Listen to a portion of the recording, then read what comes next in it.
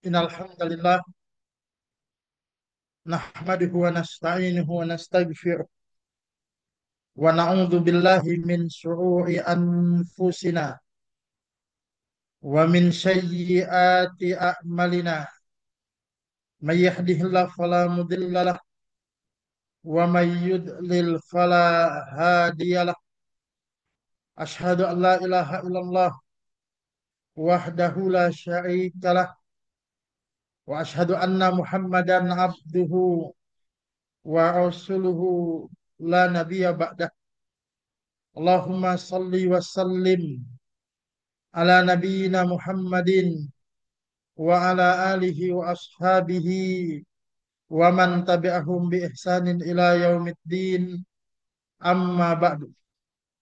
Alhamdulillah, jamaah yang dimuliakan oleh Allah Subhanahu wa taala, kembali kita awali pengajian kita dengan sama-sama bersyukur kepada Allah sebab atas limpahan nikmat, limpahan karunia-Nya pada kesempatan malam ini kita dapat dihimpun kembali di dalam majelis ilmu ini, majelis yang disebut oleh Nabi sebagai taman dari taman-taman surga. Mudah-mudahan ketika sudah memasuki taman surganya, maka nanti kita juga akan bisa masuk ke dalam surganya Allah Subhanahu wa taala dengan wasilah amal soleh kita, yakni di majelis ilmu ini. Kedua kalinya salawat dan salam semoga senantiasa dilimpah curahkan kepada Nabi kita Nabi Muhammad sallallahu alaihi wasallam, keluarga, sahabat dan pengikut-pengikut beliau, umat-umat beliau, dan mudah-mudahan kita digolongkan menjadi umat-umat beliau, umat yang insya Allah kelak akan mendapatkan syafaat beliau di hari kiamat nanti, dan mudah-mudahan kita dikumpulkan bersama-sama dengan beliau, yakni di dalam jannah, di dalam surga Allah Subhanahu wa taala. Nah, jamaah yang dimuliakan oleh Allah Subhanahu wa taala, kita masih melanjutkan bagian ketiga dari syarah hadis Jibril.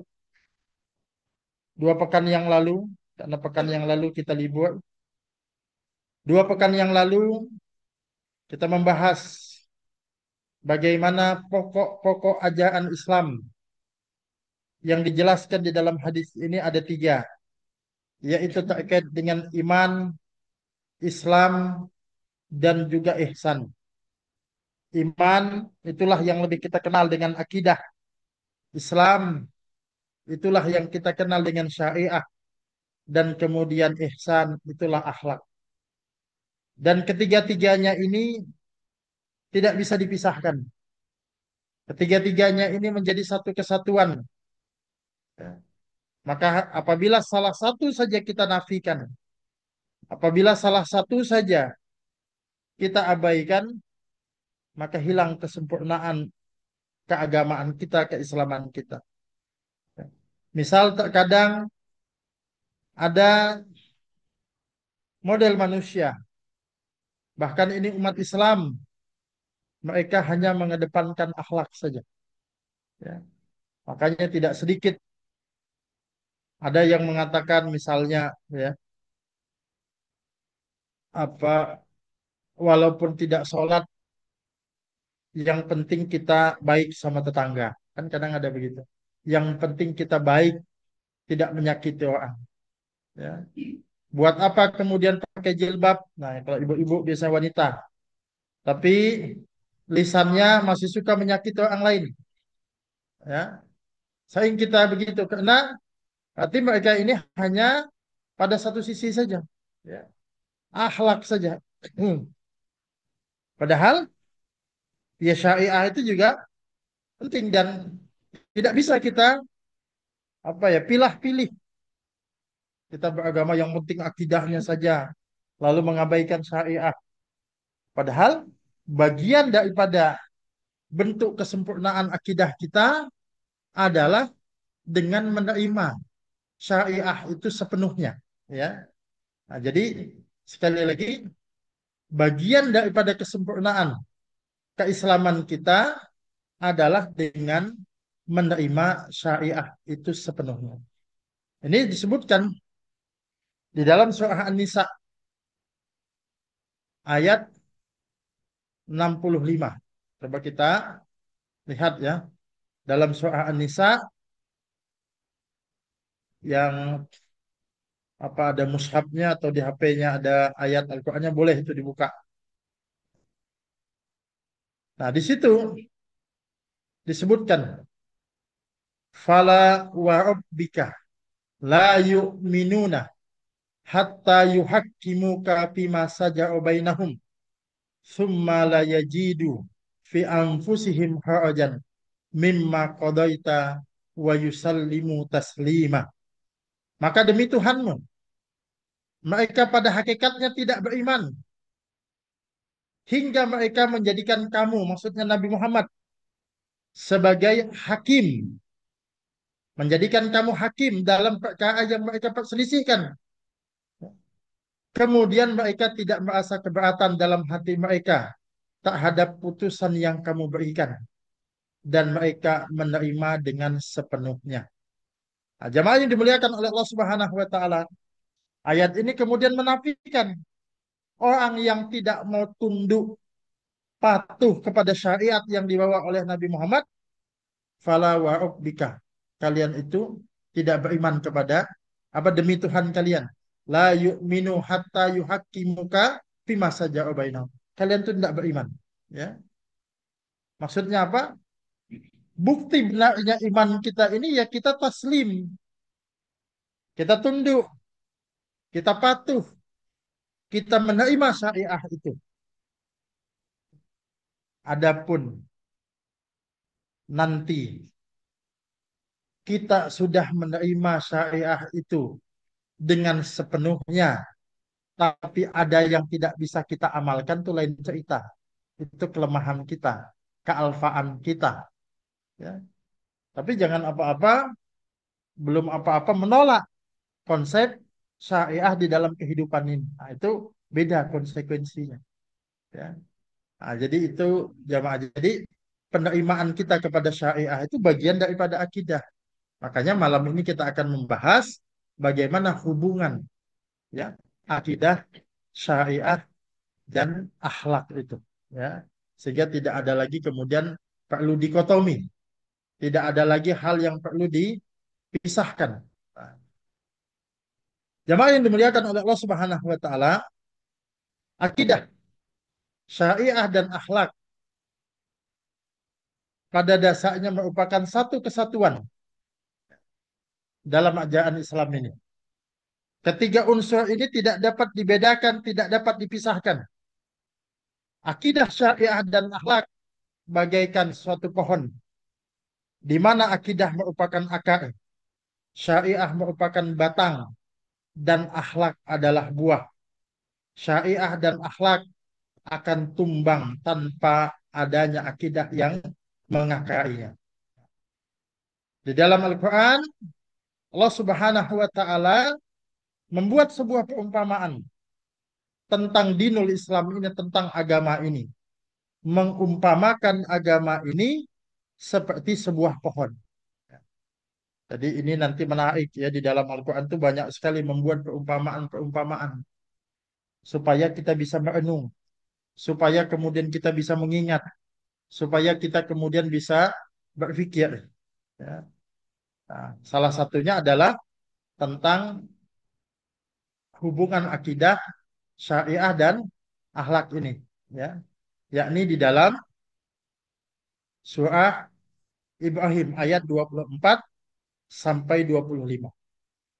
Di situ dikatakan alam ta'u kaifa da'aballahu masalan kalimatan thayyibatan kasyajaratin thayyibatin. Tidakkah kamu memperhatikan bagaimana Allah telah membuat perumpamaan kalimat yang baik seperti pohon yang baik. Di sini diilustrasikan, ya. Kalimat yang baik itu seperti pohon yang baik. Kalimat yang baik ini adalah agama Islam ini, dinul Islam. Dinul Islam ini seperti pohon yang baik. Bagaimana pohon yang baik itu dijelaskan di dalam ayat ini? Asluha sabitun. Yang pertama, akarnya itu teguh. Sabit. Sabit itu kuat. Sabit itu kokoh. Wafaruha fis sama, dan cabangnya atau batangnya itu menjulang ke langit. Tu'ti ukulaha kullahinin biizni rabbiha. Dan pohon itu memberikan buah pada setiap musim dengan seizin Tuhannya. Wa yad'ibullahu al-amsala lin-nasi la'allahum yatadzakkarun. Allah membuat perumpamaan-perumpamaan itu untuk manusia supaya mereka selalu ingat. Ya. Nah, jadi di sini pohon yang baik itu ada tiga unsurnya. Akarnya kokoh, batangnya tegak, menjulang ke langit, dan memberikan buah sepanjang musim. Nah, akar yang kokoh inilah perumpamaan bagi akidah yang kuat, akidah sahihah, ya, akidah salimah, akidah yang selamat, bersih dari kesyirikan. Wa faruha fis sama, itulah syariah yang harus tegak di dalam kehidupan kita, ya. Jadi cabang itu, batang itu adalah syariah. Sedangkan buah itu adalah akhlak, ya. Jadi buah itu adalah akhlak. Nah, jemaah yang dimuliakan oleh Allah Subhanahu wa taala, kalau kemudian kita enungkan, ya, ada beberapa hal yang bisa kita enungkan di sini. Yang pertama dikatakan asluha sabitun, akarnya menghujam, sabit, kokoh, akar yang kuat menjadi dasar dan tumpuan tumbuhnya pohon yang besar. Semakin dalam akarnya maka semakin kuat pula pohon itu. Tidak mudah tumbang walau dihantam badai. Nah, ini yang penting. Ya, jadi kalau pohon yang kuat itu akarnya harus teguh, maka Muslim yang kuat itu juga harus teguh akidahnya, harus kuat akidahnya, harus kokoh akidahnya. Tadi tidak mudah dihantam badai. Ya. Jangan gampang kagum kita dengan pemikiran-pemikiran yang berasal dari luar Islam. Ya, jangan gampang kagum dengan ya penyimpangan-penyimpangan, atau kokoh dan teguh sini teguh dari fitnah dunia. Ya, jangan sampai akidahnya kokoh katanya, tapi begitu digoda ya oleh harta, oleh dunia, goyah. Nah, ini jangan jangan sampai, maka harus kuat. Ya, jadi ibarat akidah, iman yang tertanam di dalam lubuk hati sanubari seorang muslim. Nah, jadi kalau akidah kita itu kuat, kokoh, walaupun berbagai upaya untuk menumpas, tanda kutip ya, menumpas, kayak gerombolan saya kalau ditumpas. Walaupun berbagai macam upaya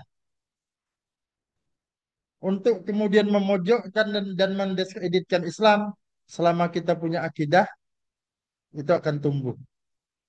Kayak pohon, pohon itu, kalau yang dipotong cuma batangnya, tapi akarnya masih ada, itu akan tumbuh lagi dia.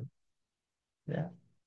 Yang bahaya itu kalau akarnya sudah tercabut, selesai. Nah, begitu juga kita di dalam kehidupan ini.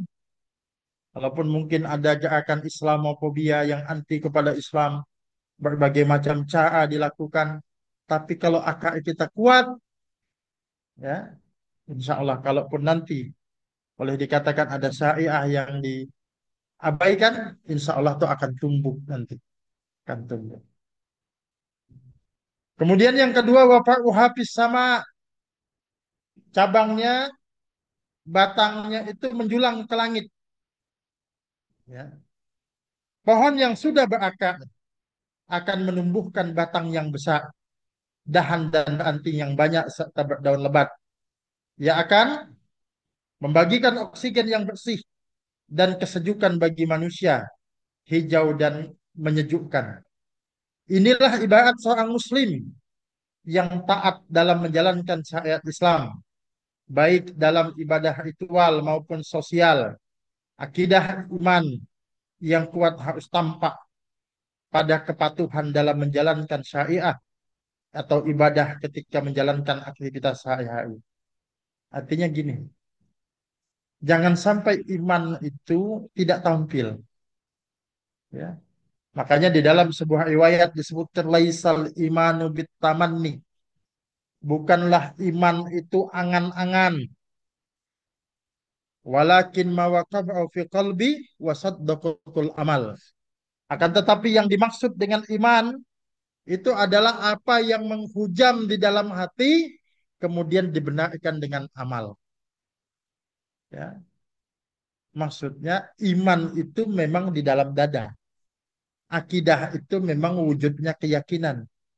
Tapi apa yang ada di dalam keyakinan ini harus tampil, ya. Harus diwujudkan wujudnya dengan pengamalan syariat. Maka bohong kalau ada orang kemudian berakidah tapi tidak mau mengamalkan syariat. Nah, itu bohong tuh ya. Dia mengaku beriman tapi tidak mau mengamalkan syariat. Iman itu cukup di dalam hati saja. Di hati. Kalau sudah mengatakan iman itu cukup di hati saja, nah ini ya ciri akidah Murji'ah, ya. Pokoknya apa yang penting beriman di dalam hati apapun dilakukan bebas-bebas saja. Itu bukan akidah Ahlus Sunnah, ya. Jadi sekali lagi kita harus kemudian tampil, ya. Syariah kalau pohon batang tadi harus tegak, syariah itu harus tegak. Nah, pengamalan syariah ini ada dua jenis. Ada syariah yang hubungannya antara kita dengan pencipta kita dengan Rabb kita dengan Allah Subhanahu wa taala, ya. Atau istilah yang lebih populernya juga hablum minallah. Inilah yang disebut dengan ibadah, ya. Salat, puasa, haji dan sejenisnya. Ini ibadahnya harus tegak. Yang kedua lagi ada syariah yang mengatur hubungan, ya,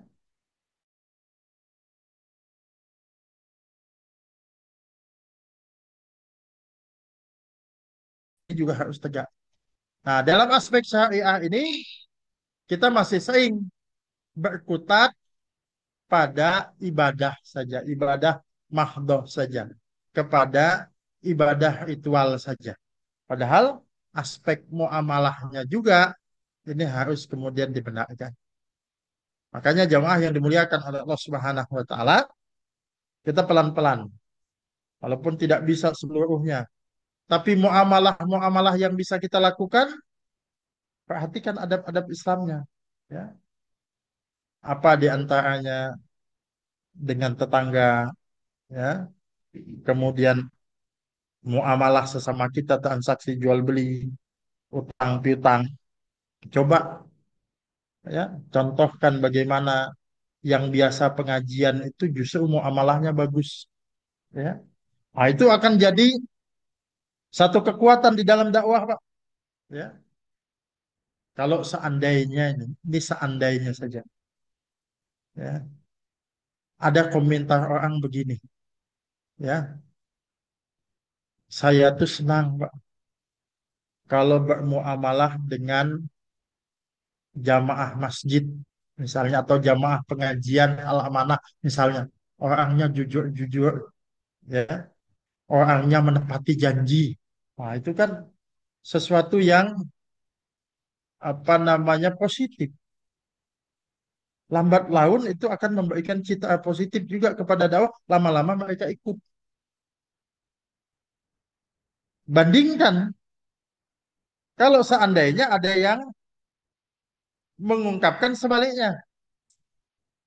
Bubuhannya itu sholat jamaah aja ajin pengajian tiap malam, ya. Tapi urusan duit, tidak jujur. Nah, ini kan rusak, Pak. Bukan hanya merusak dirinya, bisa merusak dakwah juga, ya. Bisa merusak dakwah juga. Maka ini mesti kita kita jaga pengamalan syariah-syariah ini harus tegak di dalam kehidupan kita.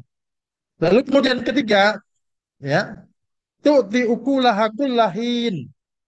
Ya, pohon yang baik itu berbuah setiap waktu. Nah, pohon yang baik tidak hanya berakar, tegak cabangnya, tapi juga berbuah banyak dan enak.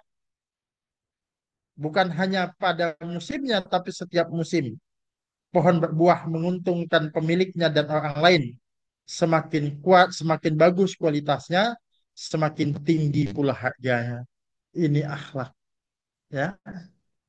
Dan kita melihat pengamalan-pengamalan ibadah di dalam Islam itu bukan sebatas gerakan ritual, tapi ibadah di dalam Islam itu ingin saya katakan juga punya pesan moral. Contoh, sholat. Sholat itu memang gerakan ritual, ibadah ritual, ibadah mahdoh. Tapi di balik sholat itu ada pesan moral, pesan akhlak. Ya. Makanya sholat itu dapat mencegah perbuatan keji dan mungkar. Puasa itu memang ritual. Tapi di balik pelaksanaan puasa itu ada pesan moral. Di balik pelaksanaan puasa itu ada pesan akhlaknya. Bagaimana kita bukan hanya berpuasa dari makan dan minum, tapi menahan diri kita dari perbuatan-perbuatan keji dan juga perkataan-perkataan yang keji. Zakat apalagi? Zakat memang itu ibadah mahdoh, tapi dia juga punya dimensi sosial, menuntut kita punya kepedulian kepedulian kepada sesama. Nah, jadi tiga itu sekali lagi tidak bisa dipisahkan. Akidah harus diwujudkan dengan pengamalan syariah. Syariah harus melahirkan akhlak yang mulia. Itu yang kita inginkan. Sehingga kalau begitu terjadi, inilah rahmatan lil alamin. Ya, inilah keindahan Islam. Nah, jangan sampai kita itu justru menutup keindahan Islam itu. Jadi Islam ini agama yang indah. Islam ini agama yang unggul. Islam ini agama yang hebat. Cuman apa? Cuman kehebatan dan keunggulannya itu tertutup oleh perilaku kita sendiri kaum muslimin. Ada seorang ulama yang membacakan sebuah hadis. Al-Islamu ya'lu wa la yu'la alaih. Islam itu tinggi dan tidak ada yang lebih tinggi daripadanya. Artinya Islam itu mulia, Islam itu unggul dan tidak ada yang bisa menandingi kemuliaan dan keunggulan Islam. Nah, ditambahkan kalimat penjelasannya.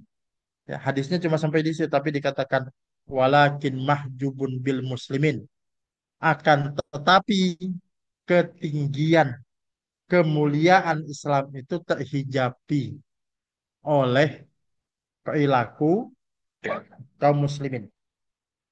Nah, maka jamaah yang dimuliakan oleh Allah Subhanahu wa taala, pada prinsipnya juga kita perlu membedakan mana Islam dan mana Muslim.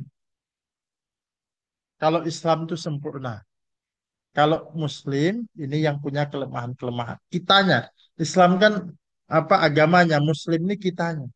Nah, jangan sampai kita ini justru tadi apa namanya menunjukkan atau menghalangi dari keindahan Islam.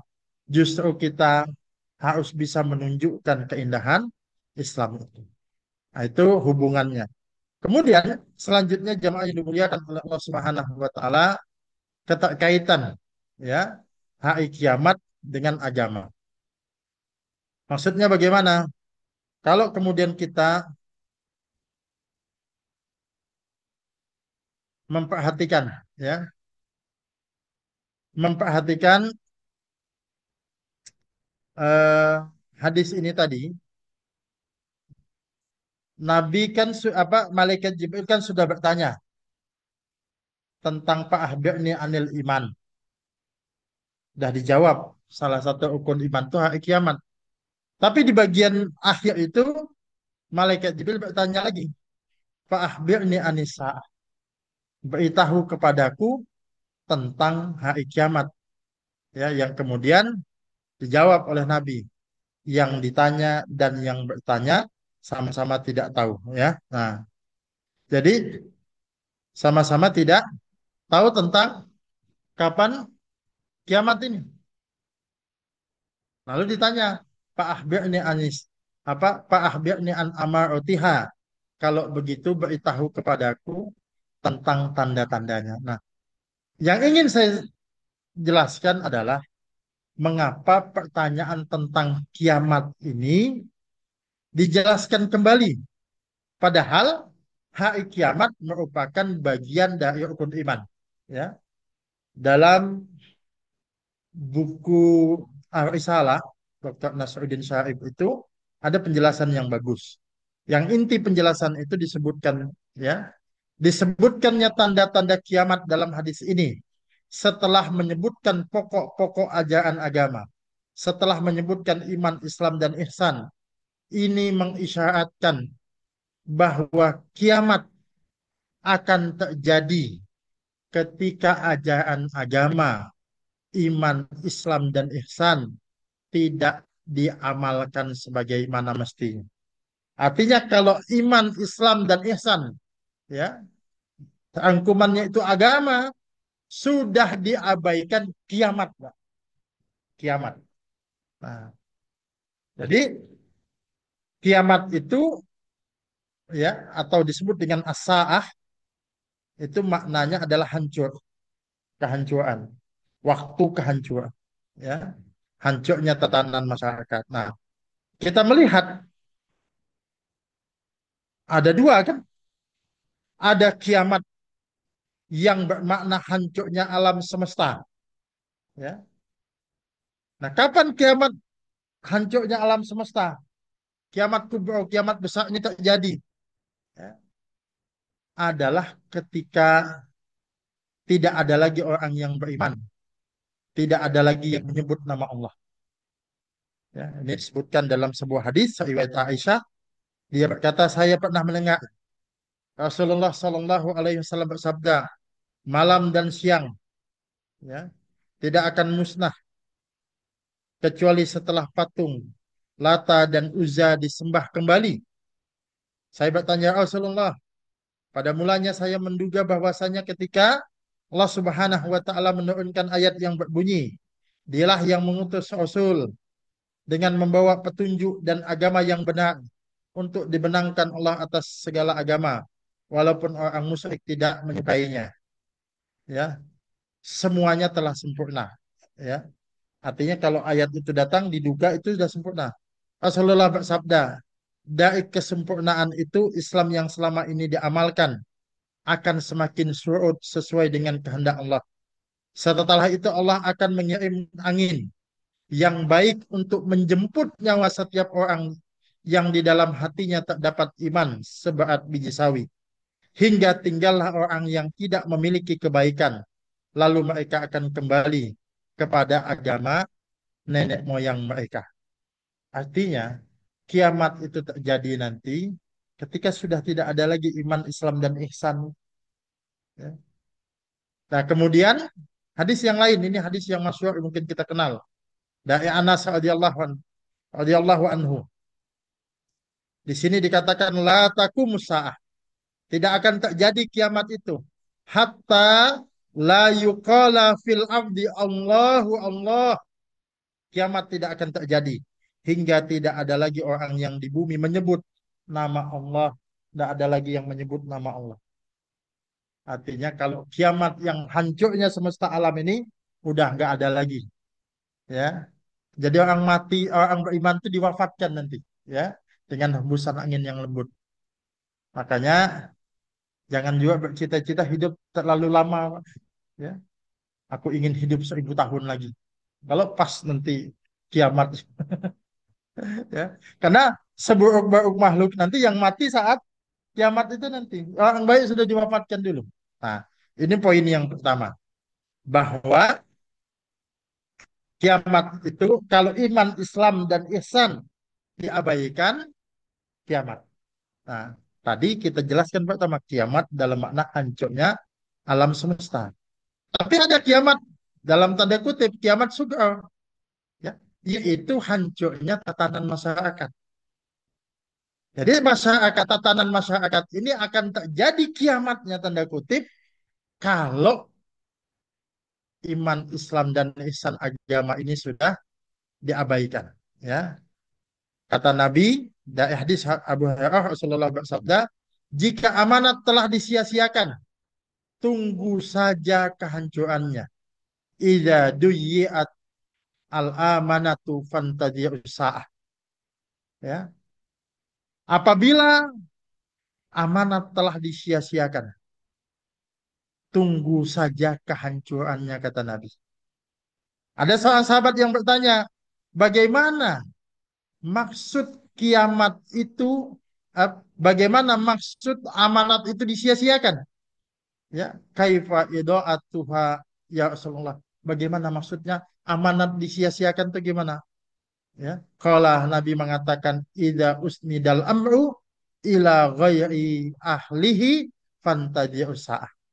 Jika satu urusan diserahkan bukan kepada ahlinya, maka tunggulah kehancuran itu. Ya, artinya, ya kan sama nih, fantadi'us sa'ah. Sa'ah itu tunggulah kiamatnya. Kiamat dalam anak kehancuran satu urusan. Ya. Jadi satu urusan kalau disahkan bukan pada ahlinya, tunggu aja kiamatnya. Kiamat dalam urusan itu, dalam bidang-bidang tertentu. Ya. Nah, intinya saya ingin mengatakan bahwa kesimpulan gampang kita adalah kalau agama sudah ditinggalkan, kiamat. Ya. Dalam urusan apa sih? Kalau dalam urusan politik, agama ditinggalkan, kiamat politik itu. Hukum, ya, ditinggalkan agama dalam bidang hukum, kiamat hukum itu. Ya. Dalam bidang ekonomi, agama ditinggalkan, kiamat ekonomi itu. Maksudnya hancur tatanannya. Ya, hancur tatanan. Nah, kita melihat, ya kita tidak panjang kalau kita bahas satu-satu dalam contoh yang saya sebutkan tadi. Politik kita, hukum kita, ekonomi kita. Ya, Indonesia ini kurang, ya, apa ekonominya, ya, kurang apa sumber daya alamnya, tapi PPN naik 12%, Pak. Susah juga kita kan. Ya, ya mungkin kalau beralasan ini kondisi ekonomi. Iya, memang betul itu kondisi ekonomi. Tapi kan harus dievaluasi. Kenapa? Kok kita yang, ya, bangsa yang kaya, bangsa yang segalanya ada, boleh dikatakan itu. Nah, jawabannya itu karena agama sudah ditinggalkan. Nah, agama sudah ditinggalkan itu, itulah ciri kehidupan sekuler itu. Ya. Sekuler itu meninggalkan agama. Bahkan saya mungkin pernah menjelaskan, hati-hati kita dengan paham sekularisme. Termasuk anak-anak kita, kita jaga. Jangan sampai terjangkit dengan paham sekularisme. Kenapa? Karena sekularisme itu halus. Kenapa saya katakan halus?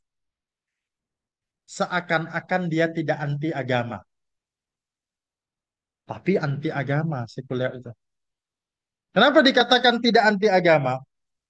Karena orang sekuler itu bisa jadi dia sholat rajin, tahajud rajin, berangkat haji, bisa jadi bayar zakat. Tapi dia tidak mau ada agama mengatur kehidupan masyarakat kita, kehidupan berbangsa dan bernegara kita. Dia memisahkan. Ya. Agama hanya untuk urusan ibadah mahdoh saja. Ya. Tapi mau kita bilang dia anti agama nggak bisa juga, Pak. Ya. Dia haji, ya, dia rajin tahajud, dia rajin Senin Kamis, bisa jadi, ya. Tapi untuk urusan ekonomi, politik, hukum, ya tidak dibawa-bawa agama. Maka itu saya katakan halus.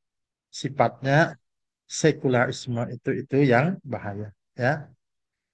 Nah, jadi di sini faedah yang kita dapat, kalau agama sudah ditinggalkan kiamat. Ya. Kalau rumah tangga sudah meninggalkan agama, kiamat rumah tangga tuh. Kiamat maksudnya tuh hancur. Hancur itu bisa bubar sama sekali atau tetap menyatu tapi tidak ada ketenangan. Padahal rumah tangga keluarga itu kan tujuannya sakinah, ya. Tapi ini tidak ada ketenangan, tidak ada kebahagiaan. Kenapa? Karena agama ditinggal. Makanya ada seorang ustadz, ya, seorang hakim, itu ketika ada orang mediasi dulu mau perceraian itu, pokoknya ada konflik yang berat dalam rumah tangganya. Yang pertama ditanya, adakah antara bapak dan ibu ini yang meninggalkan sholat? Nah, biasanya masalah-masalah yang, kalau masalah-masalah kecil itu biasa ya. Orang yang sholat pun rumah tangganya ada yang mas. Tapi secara umum, yang masalah-masalah yang berat yang tidak kunjung, ya, selesai. Nanti kan di dalam apa kompilasi hukum Islam itu yang bisa menyebabkan perceraian itu ada klausul perselisihan yang tidak ada akhirnya. Yang susah ada dijelaskan. Ya, pokoknya mau kayak apa aja berselisih. Nah, ditanya tuh, ada enggak di antara yang meninggalkan sholat? Minimal salah satunya. Apalagi sampai kedua-duanya meninggalkan sholat. Nah, itu bahaya. Ya, karena tadi meninggalkan agama. Jadi kalau kita tidak mau kiamat, ya jangan tinggalkan agama. Berikutnya hadis ini juga di dalam hadis Jibril ini menjelaskan tentang tanda-tanda kiamat. Nah, tanda-tanda kiamat memang tidak jelaskan semua, tapi di sini disebutkan antali dal amatu bataha. Ya, tanda yang disebutkan di sini jika seorang hamba, seorang budak melahirkan tuannya. Ya, jadi apa maksudnya itu? Nah, di antara beberapa penjelasan terkait ini, maka makna yang tepat ya adalah banyaknya kedurhakaan terhadap orang tua hingga sang anak memperlakukan orang tuanya seperti budak dengan memaki, memukul dan mempekerjakannya, artinya memerintahnya.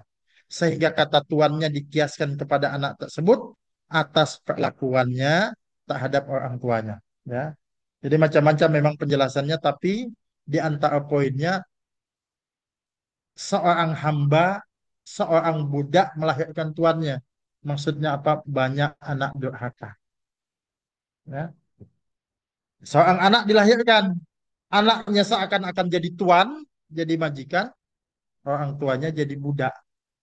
Ya. Karena kedurhakaannya tadi. Nah, dan itu banyak kita saksikan saat ini. Kemudian, tanda kiamat yang berikutnya juga disebutkan di dalam hadis ini, wa anta al-huffatal urata al-alata ia asai yatatawwaluna fil bunyan. Dan jika engkau melihat seorang, ya, yang tidak beralas kaki, tidak berpakaian, miskin, pengembala kambing, kemudian berlomba-lomba meninggikan bangunannya. Nah, maksudnya apa? Ya, nah, maksudnya apabila ini ada penafsiran, apabila orang tidak layak menjadi pemimpin malah menjadi pemimpin, ciri-cirinya mereka bernafsu sekali, ya, dalam memperbanyak harta dan rumah, bukannya memajukan agama dan mensejahterakan rakyat. Kenapa ada penafsiran ini? Karena ada riwayat lain, ya, riwayat lain yang mengindikasikan tentang itu, ya. Dan apabila orang-orang tidak beralas kaki dan tidak berpakaian menjadi pemimpin manusia, ya. Dalam ayat lain disebutkan wa idza kanal hufatul uruturu annas. Apabila orang tidak beralas kaki, tidak berpakaian menjadi pemimpin manusia. Maksudnya orang tidak punya kompetensi, ya, tapi memimpin urusan manusia, ya. Nah, itu tanda kiamat. Dan itu terjadi nggak saya? Terjadi, Pak. Pemimpin itu bukan hanya presiden, gubernur, itu pemimpin juga wali kota, ya. Termasuk kan yang memimpin urusan manusia ini anggota dewan, ya. Kita lihat yang nggak semua, tapi banyak. Kenapa? Karena seleksinya itu bukan berdasarkan kompetensi, ya, bukan berdasarkan integritas. Dua yang mempengaruhi, Pak. Popularitas sama isi tas, Pak. Walaupun dia berintegritas, tapi kalau nggak ada isi tasnya, susah katanya begitu. Ya. Walaupun ada kasus satu dua orang yang minim modal jadi, itu ada juga. Tapi secara umum, ya. Nah, jadi ya tanda kiamat itu. Tapi bisa juga kita maknakan hak ya, berlomba-lomba meninggikan bangunan itu maknanya adalah ya hidup bermegah-megahan. Nah, termasuk pemimpin-pemimpin kita ya yang hidupnya bermegah-megahan. Makanya kan ada laporan apa namanya kalau pejabat itu LHKPN ya, laporan kekayaan lah. Nanti akan diketahui itu ya. Awal menjabat nanti ini berapa kenaikan hartanya. Nah, kan harus bisa menjelaskan nanti ya. Harusnya pada saat itu makanya pemimpin yang jadi pemimpin itu harusnya yang sudah selesai dengan dirinya. Kalau bisa saat pemimpin dia stop dulu jadi bisnis gitu ya. Stop dulu bisnis. Kenapa? Walaupun secara ini mungkin boleh, tapi bisa jadi ada kepentingan di situ kan. Toh juga kebutuhannya dijamin oleh negara. Tapi Allah alam bisawab. Tapi intinya kalau sudah berlomba-lomba mendirikan bangunan bermegah-megahan. Makanya sebenarnya orang itu sudah cukup jadi pengusaha. Tapi kan orang pengusaha-pengusaha ini nggak sabar mau jadi penguasa. Padahal pengusaha itu kalau dia tampil, mohon maaf misalnya contoh, apa tampil sukses, mewah gitu ya, itu kadang-kadang menginspirasi, oh dia sukses ya bisnisnya. Ya. Tapi kalau penguasa, nah, dia tampil mewah malah susah. Nah, ini kan malah dicurigai, ya, malah dicurigai. Tapi intinya poin yang kita dapat bagaimana Nabi menyebutkan tanda-tanda kiamat ini 14 abad yang lalu, yang pada itu mungkin pada saat itu belum terjadi, tapi justru terjadi pada saat kita saat ini bukti nubuah, bukti kenabian, ya, fakta bahwa kenabian Nabi itu hak, nubuah Nabi itu benar. Kenapa? Karena terjadi. Kenapa kok bisa pas? Bukan Nabi beramal, bukan. Karena itu disampaikan adalah wahyu. Ya. Sebab wahyu. Kalau bukan wahyu, ya nggak akan pas. Kalau ini cuma pribadi Nabi Muhammad saja tidak akan pas. Tapi bukti bahwa apa yang disampaikan Nabi tentang tanda-tanda kiamat ini bukti bahwa apa yang disampaikan Nabi itu adalah wahyu dan Nabi tidak berkata kecuali berdasarkan apa yang diwahyukan oleh Allah Subhanahu wa taala. Baik jamaah itu yang bisa kita sampaikan dan ini sekaligus ya apa menyelesaikan pembahasan kita di dalam Sa'ah hadis Jibril insyaallah. Pekan depan ya kita akan bahas dengan tema yang lain insya Allah. Kita tutup dengan doa penutup majelis. Subhanakallahumma wa bihamdika asyhadu alla ilaha illa anta astaghfiruka wa atubu ilaik. Sekian assalamualaikum warahmatullahi wabarakatuh.